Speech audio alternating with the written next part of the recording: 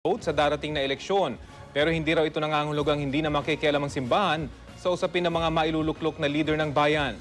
Balita hatid ni Joseph Morong.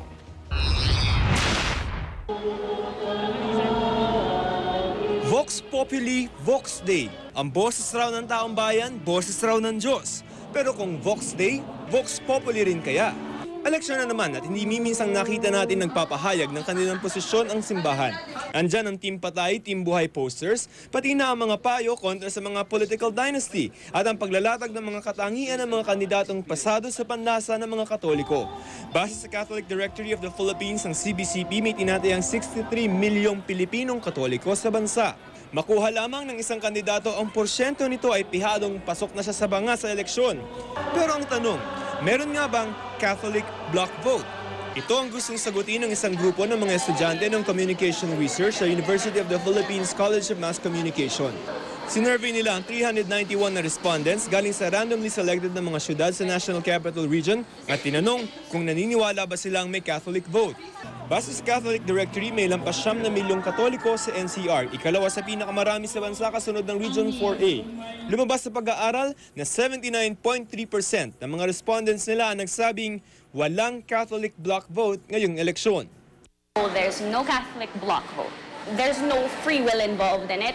Basta sabihan ka lang ng pare, I will vote for this you vote for this person, and then they will vote for this person. Most of the Catholic informants or respondents said that that's not possible with Catholics because we have one of the, I guess, most important things about being Catholic is having the free will to choose.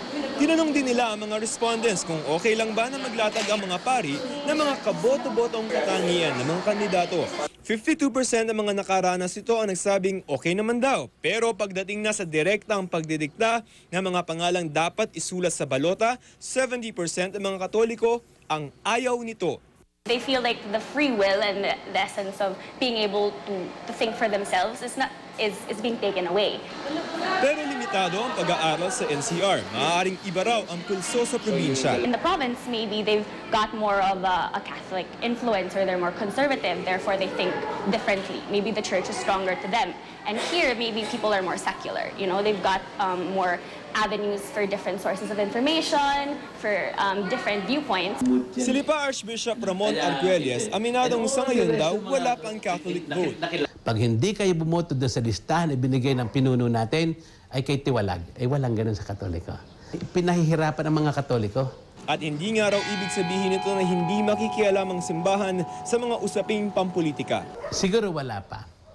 Wala pa, but we are trying to move towards that. Ako magdidikta doon sa nahingi. Ngayong eleksyon, mukhang konsensya ang papaganahin ng mga Katoliko sa balota. Joseph Morong, GMA News. May mga kumpanya